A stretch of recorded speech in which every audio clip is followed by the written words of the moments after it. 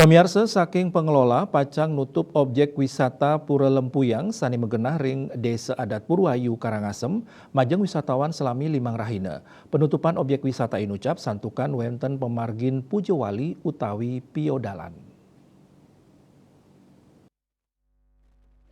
Bandesa Adat Purwayu Inyoman Jati Mausang objek wisata Lempuyang pacangawit katutup majang wisatawan ingkian domestik wiadin mancanegara selami limang rahina tanggal 21 Februari kantos 3 Maret warsa kali tali 4 Penutupan punika mata tujuan mangde samian edan Pujawali ring Pura Lempuyang sida memargi antar.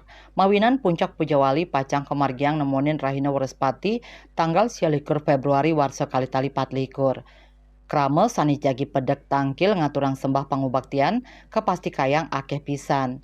Jadi ngawohin ngenenin indik penutupan punike paiketan saking desa adat sampun nyobiahang majeng samian travel agent mangde nguningayang majeng para wisatawan sani pacangrau ke Pura Lempuyang ritat kalau Pujawali mangdane ngandegang dumun tur ngeruruhang galah tiosan. Eka Parananda Bali Pos nguningayang.